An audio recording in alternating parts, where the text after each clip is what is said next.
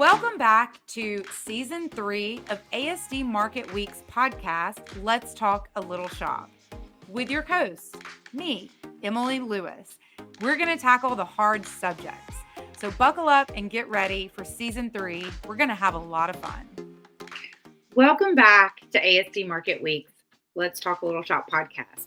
We are about to start part 2 of our podcast with Tiffany Hardin, who is the founder and owner of Guild Creative Group. If you missed part 1, don't skip that part. Go back because we had such a great time. We talked about everything from how her boldness at a young age really charted her path to what's the difference between balance and harmony and why those words matter.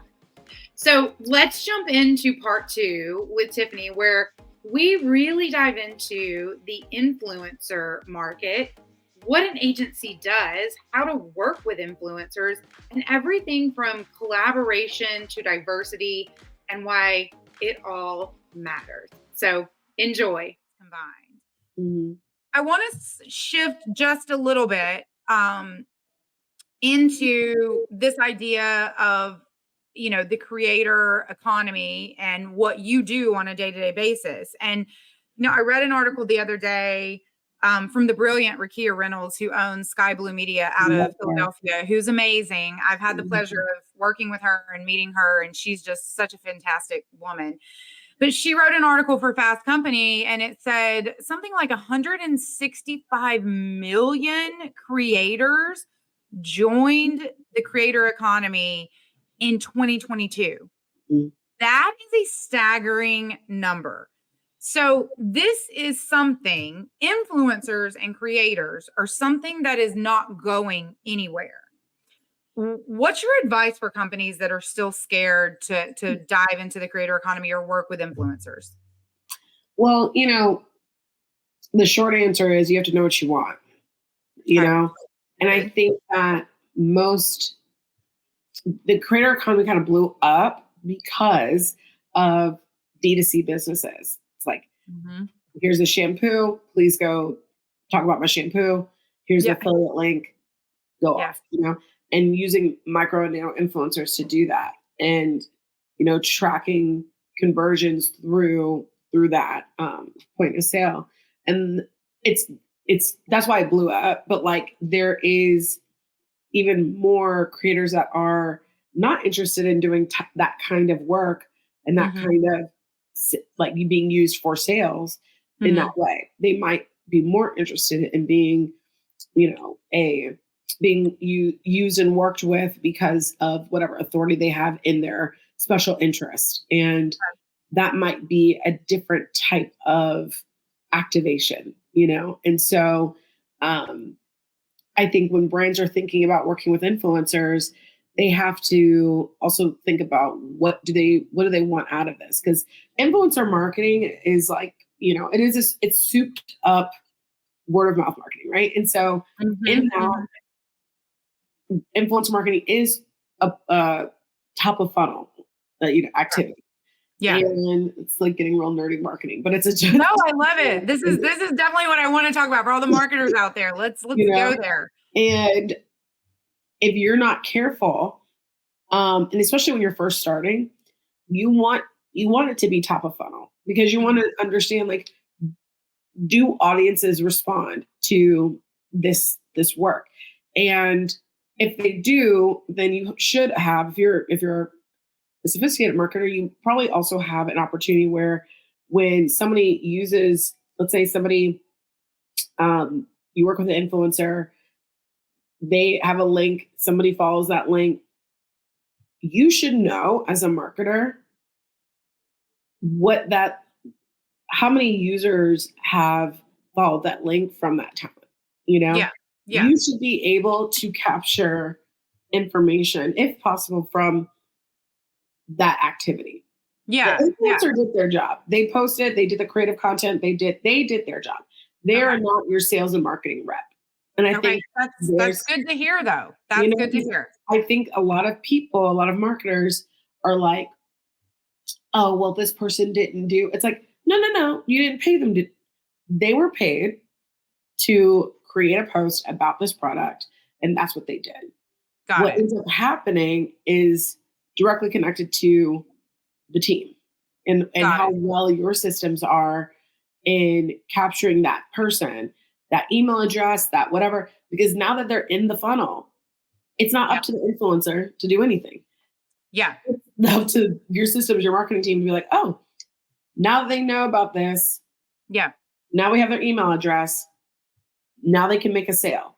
Yeah. Again, influencer, they did their job bringing that person on in, you know? Got it. It's the marketer's job. It will always be the marketer's job to move them through the funnel. If you're looking for a sale and a conversion could be a variety of things. Okay. But what I think, and this goes back to what I was saying about you have to know what you want. If you're most interested in also like just affinity and sentiment, let's say you're working with an influencer that is just well known in the community that you're playing in. It's like, we don't want him to sell anything. There is no link to sell. You know, we just want that brand and that person to be affiliated with us because of the trust that his audience has. And so if, you know, person X is in a Target ad that feels good to his audiences, and they're like, oh, let me go visit, you know, Target and pick up that thing that he was holding, you know, let me go. So you can, you know, really work with influencers in a variety of ways and measure success by what you want from their community. Yeah. You know? And that is what's more, to me, like the most important thing. Now, the influx of creators and talent to the space is because everybody is talent. Everybody wants their brand out there. Everybody wants, you know, to say like, oh, you know, this is why I'm hot. You know, like, work with me. I want brand deals. I want to get paid. I want, you know, there's a lot of that out there. The business is by, like, I want to say it's like 2025, 2027, a $500 billion business, you know, people are getting paid, you know, and here's the gag. Not all of the quality of creator, you know, that this is when you start to like take things off. The quality of creator matters, you know, only 4% of influencers get paid over $100,000 a year. Only 4%. Okay. 12% get paid somewhere between 25 and 50 grand, you know, and it goes from there. Most creators are part-time and they are spending at least 20 to 30 hours on this, and they spend like $200 to $500 on creator tools, you know, and when you think of the industry, there's, you know, tech tools that are all in support of advertisers, right? So you have the influentials, the Juliuses, all these companies that have databases of influencers that you can use. I call them warehouse influencers because it's just like, you know, at scale. It's like when a company is like, we want to activate 200 influencers. It's like, how much money you got? You know, because at that point, it's like, and why? And why would you ever want to activate 200 influencers? Why? And it's interesting because it's like there are brands that do, you know, and I ask that question too because I go deep. It's like if we're gonna, if the goal is meaningful connections, like there is a point where you lose it. There's a point where you lose the meaningful connection. And now you've also just taught talent they actually don't have to care about your product. They actually don't have to care about what you're doing.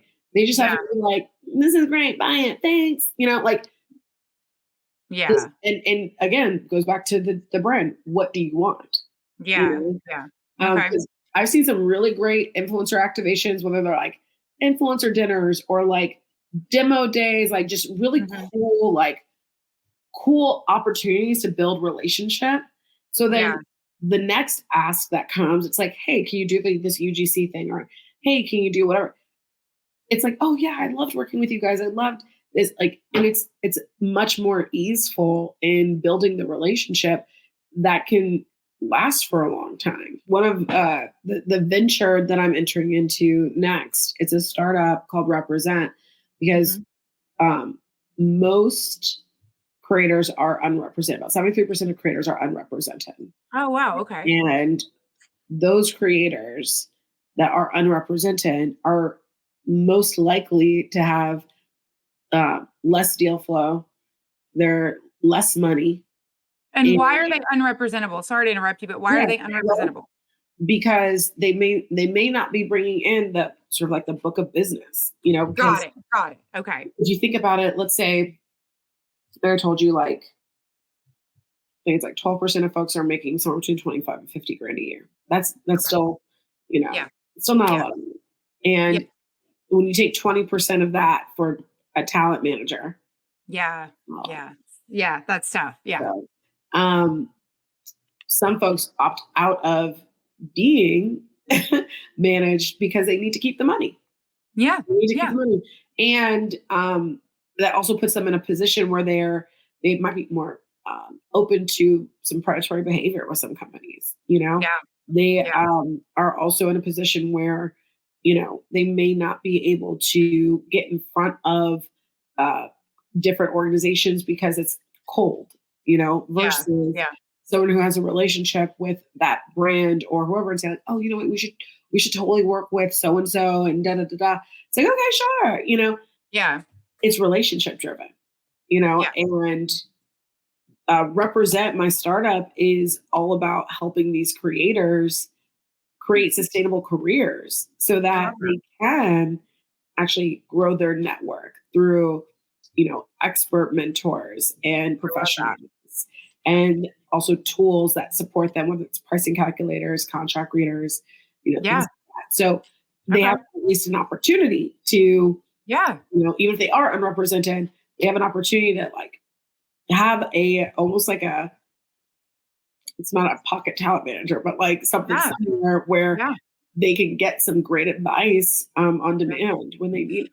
You know, leads me into the conversation of you're actually going to be overseeing a track for us within our educational sessions, all about social and digital and influencer and this whole new creator economy that, you know, is so important to businesses nowadays. But we do the same thing in the sense of we are offering services to some of those small businesses at our event because we understand how hard it is in the beginning. You know, you're not calling up the buyer from Ross or TJX or Walmart, and they're not giving you 5 minutes of their time saying, oh, this is how you buy smart. And then, you know, that's not happening. So, you know, I love that you're opening up, you know, a channel of your business that's going to help represent these influencers. However, you have worked with some really big names. Like, I mean, names like Target, Airbnb, Microsoft, American Express, T-Mobile, HBO. I could keep going. What have you learned throughout, you know, your time of being an entrepreneur and working with these really important, influential big companies? Collaboration is key. I think that understanding one of my superpowers is my intuition, and also understanding, you know, what are we really trying to do, and offering up solutions, creative solutions that meet that need, right? And so I think I'm not a check the box kind of person. You know, I think that's important. I think you have to do that, but the process and how, you know, people, and especially my client partners, how they want to be seen and treated, and what their intention was in the project. Like I don't get called to do the big like 200 person influencer whatevers. Like I don't get called for those. I get called for meaningful connection work, right? Okay. I get called for, we want to produce a beautiful, you know, influencer dinner. We want to produce a meaningful talk with these folks that are the leaders in wellness for this TV show that's launching on HBO. I get called for like the meat of things. And so I feel like the thing that I've learned the most is, I'll tell you from a business perspective, it's collaborate and network, and then the second part of it is that I've learned is, bring people along for the ride. When folks work with us, we don't go into a hole somewhere and then like pop out like, here's your finished product. A lot of agencies do that, but like we move you down the line. Like, hey, here's what we're thinking. This is what we want to do. This is what we see. This is why we want to do it, and give the client the opportunity to be who they are too as a creative marketer. Like, folks work with agencies usually because of a couple reasons, right? Like competency and time capacity. It's like somebody like there might not be somebody that has the skill set or the expertise in this area that we do, or they don't have the time. Like they have other priorities that they have to manage, and so they have to offload, so that they can say like, hey, yeah, you're on the right track. Talk to you later. It's important to understand the motives and the intentionality behind why our clients are calling us, but then also, help them look good. Help them say like, I can easily socialize this with my team. I can easily socialize this document or this energy because that's also part of their role, and that makes the collaboration and the partnership that much easier for us to continue to work together on many projects. Got it. And that makes sense, that you're coming in to do the more meaningful work because of how you have positioned your business. How important is diversity and inclusion in this creator economy? So important. And I will say it from both sides. So like, one, I'm building Represent because there isn't a Black-owned, woman-owned startup that is in this space.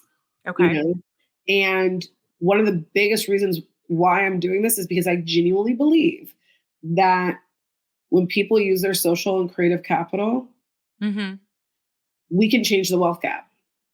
And we know that the wealth gap disproportionately affects Black people, people of color, and women. Yes. And it's my belief that if we're able to use our social and creative capital, we can actually do more in our communities, and we can spread that wealth around. And that's the reason why. That's my belief in my work and why that's there. And to really be a model for others that will be doing this work. I've sat in every seat. I've sat in the top management seat. I've sat in the advertiser seat, in the startup seat. Like I've sat everywhere. And so I really do believe that the diversity in my presence even is enough. And I also think from an advertising perspective, having and working with different companies, knowing that, they're like, hey, whether it's the DEI team or the brand team, whatever, working with me doesn't necessarily mean it has to be the diversity effort in the company. But I do think what is also known is that it's sort of like embedded in my thinking and in my team's thinking. And so we want to see those voices out in the world more. And I want those checks to that talent, because we know, like, honestly, like when I'm able to cut a check to, a person of color, they're not saving up for their Bugatti, like they're paying off student loans. They're putting their people through maybe assisted living. Like they're doing something that's for their community. That dollar spreads, And I think that matters a lot in this space.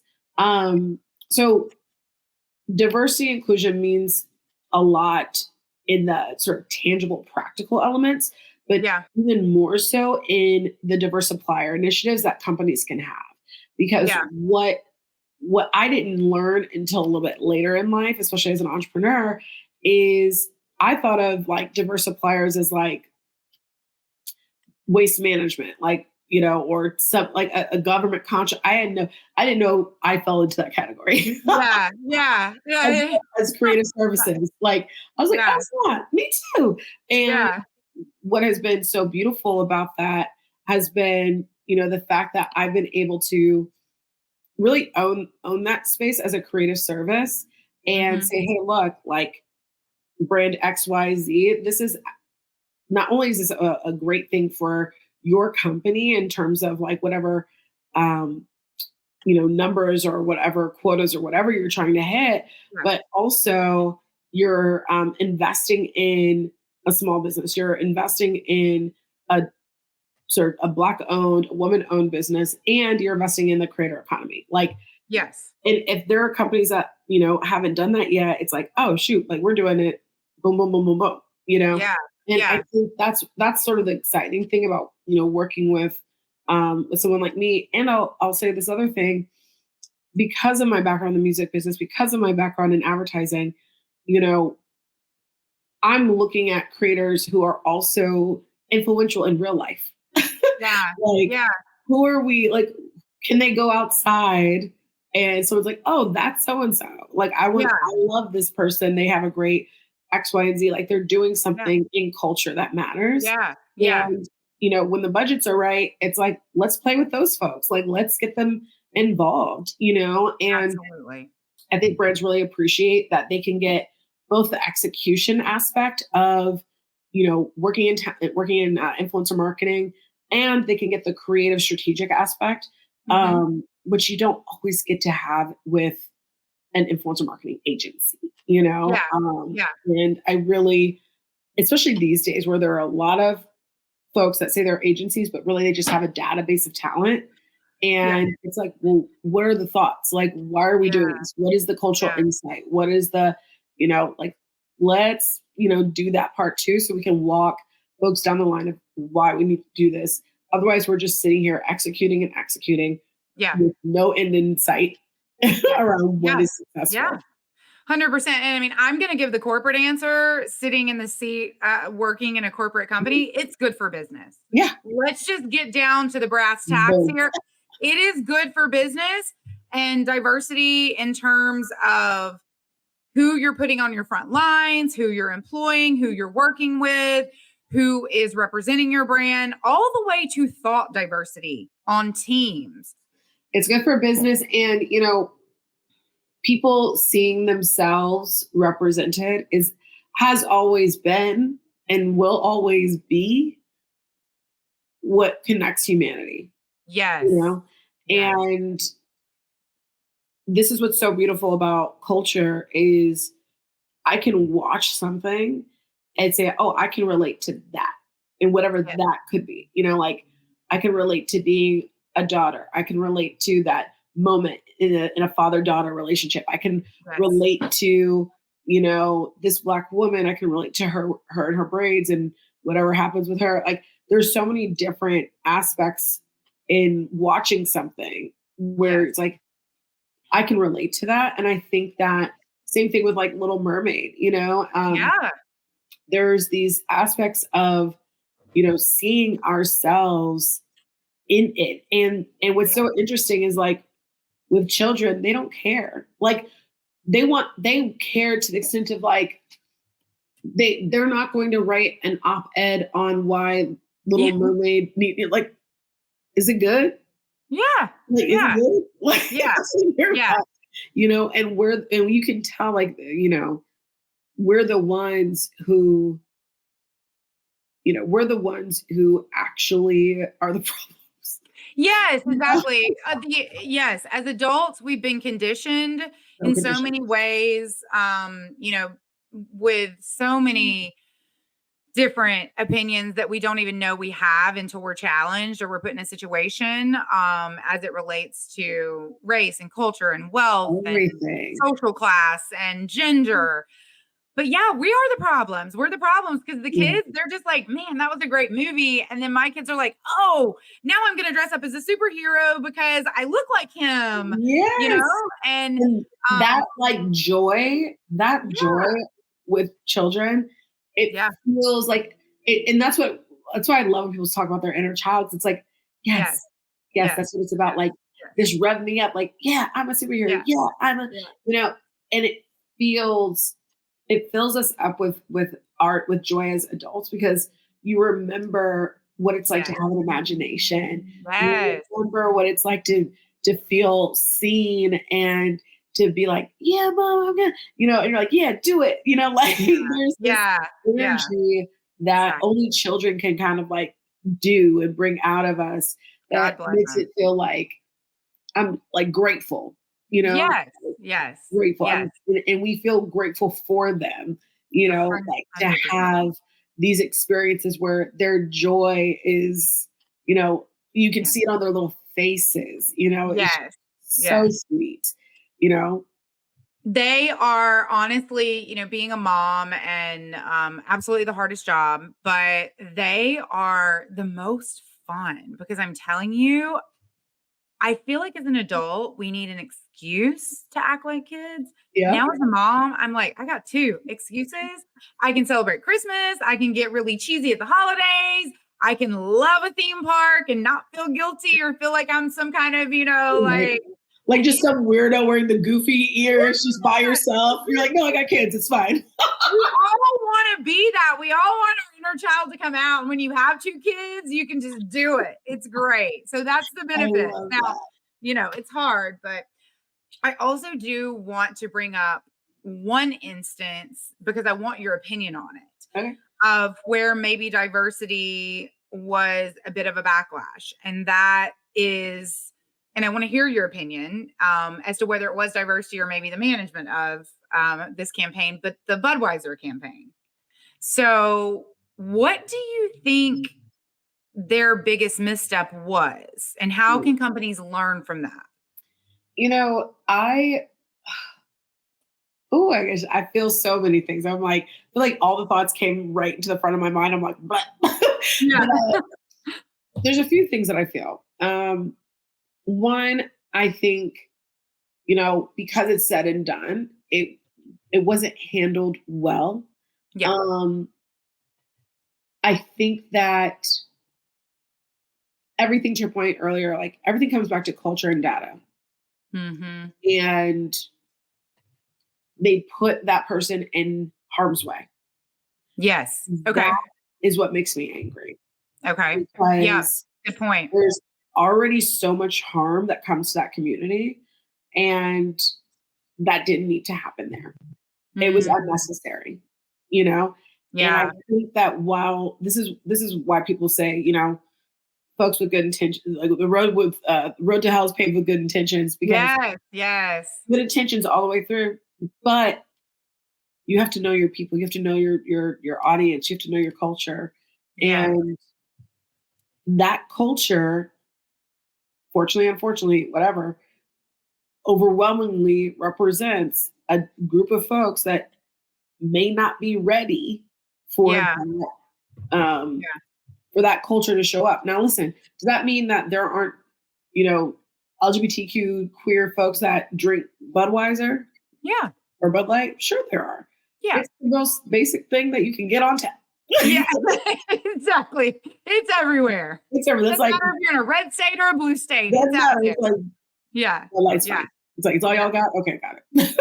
You know, but when you, especially because that person is a star, it's not this local, whatever.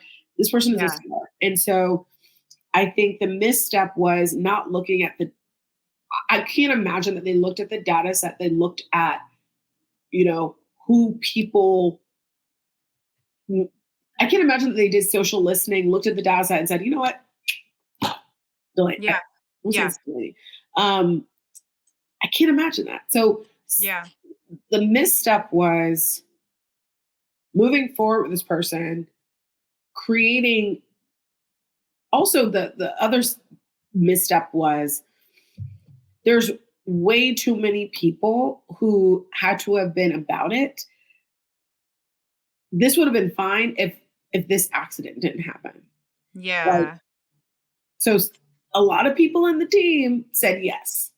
Yeah. This isn't just like pop up. This is like there was a whole it was a whole thing. Yeah. Yeah. So I think that all of those folks, while I don't think they deserve to be fired, Yeah. I do think that this would have been an incredible cultural lesson and Yeah. an opportunity for the brand to, sort of stay in front of what was Yeah. happening and protect their talent. They chose Yeah. not to. Yeah. Yeah. And True. that is probably one of the most unfortunate things because we know what happens to people in the trans community culture, and they are murdered often. Yeah. Yeah. And I think Yeah. Bud Light as a brand did that community a disservice at that time. Yeah. I had two thoughts. One is like if the brand team really had gone through the process of doing the research and not just using their own star power, Yeah. then they would have maybe understood that might not have been the best talent for that particular brand based on, whatever social listening, cultural listening, all that stuff that they could have done. Yeah. And my final thought was that what's unfortunate about that is that not only were people fired, but the brand wasn't protecting the talent that it signed. Yeah. And from a diversity perspective, that really kind of shakes us a bit because they completely went the other way. And in a culture where trans peoples are often murdered, having a brand that signed you to, promote this, this product, it truly, it's disheartening. There is culture in human behavior, like human behavior and culture and identity go together. They're like this, Yeah. that person that's like, I only do Apple products. That is not just their consumption. That is a application of who they think they are, and what they're signaling to the world. And so I would even say, because there's always gonna be mistakes in marketing, but also I think there's negligence, like you said, like just negligence. Yeah. There's a difference in taking risk for reactions and taking calculated risk to move the conversation in a positive way, or maybe a way that you feel your future audience might be moving that still respects your current audience. Yeah. Again, it's baby steps. Yeah. And I, look, I do applaud internally that the team at Budweiser felt strongly about the trans community, but they also needed to look at the data and look at the numbers and figure out where their demographic stood on that. And if that was something that is a very strong stance internally for that team, figure out a long-term plan to slowly have that conversation, not an overnight 360. Exactly. So that shook everybody. Yeah, it did on both sides. And it wasn't a positive moment, I don't think, for marketing. I don't think it was a positive moment for the influencer world.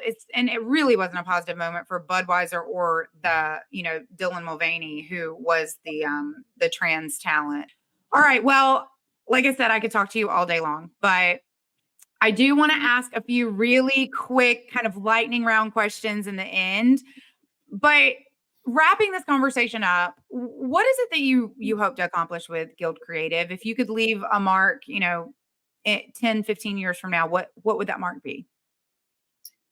I think ultimately my mark is to prove that if honestly, it's like if you believe it, you dream it, you can make it happen. But ultimately that creators can have sustainable careers. I love That's the that. biggest thing. I love that. If someone wants to become a creator, what is the first thing that they should do? Have a point of view. I love that. I love that. And then on the flip side of that with companies, if companies are wanting to work with creatives, what's the first thing that they should do? Have a point of view. Have a point of view. I have a feeling that was going to be the answer. Have a point of view. Yeah. But another real answer for that would be having someone within their team be someone who's paying attention to culture and start to develop with that point of view, start to develop internal practices around, how do we look at culture? What does it mean to us? Having an internal sort of practice around getting involved so that people internally are believing, it's important for us to step into this space so that there's actually, it takes root, versus a stunt or something that happens every once in a while. If there's one person that you admire and you could spend 30 minutes with, who would it be? I'm gonna be really mushy right now, but it'd be my mom.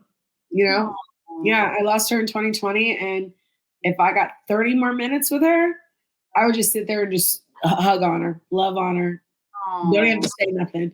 No, don't even have to give updates. Just be like, just snuggle with me. That's amazing. For all those listening, call your mom. You love her. If you still have her in your life, you're very lucky. Yes.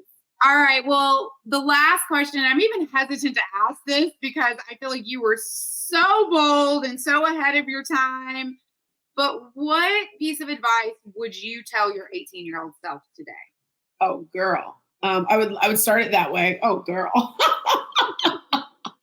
I would tell my 18-year-old self, honestly, don't be afraid of help. Okay. It took me a long time to let people in. And I mean, like, growing a business, operations, finance, like, it took a long time for me to accept that people aren't trying to hurt me by, helping me operate. They're not trying to say, oh, you're doing that wrong.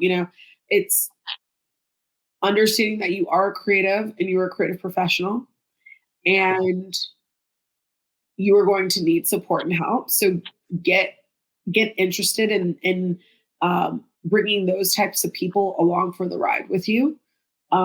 And you'll get where you're going faster. I tell my 18-year-old self, all that ambition, all that drive, keep that hunger.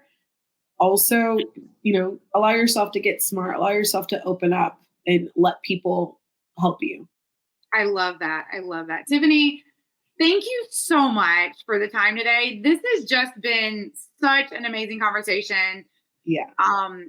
And I really appreciate all that you're doing in the world. And look, I look forward to seeing what we do together for the March show for ASD. So you guys, you can't miss it. You have to be at ASD to see Tiffany's track, to see our influencer campaigns that we're working on. It's exciting. It's new territory for ASD. And I am so excited that you are steering us into this new era. So I appreciate it. I'm so stoked. This conversation was awesome. And it delved into all the parts that matter. And I would tell you, like, I'm excited for the track. I'm excited for Vegas. And entering into this space with you guys is really, really exciting for my team too. So thank you so much for having me. Well, thank you so much. And for everybody that's listening, if there's a takeaway, be courageous, be bold, but be humble enough to ask for help and accept it. Yes. Ask for it and accept it. So, Tiffany, thank you so much. To everybody out there, we'll see you on the next episode. Be sure to subscribe to ASD Market Week's Let's Talk a Little Shop, a podcast that can be found on iTunes, Google Play, Amazon, or Spotify. See you there.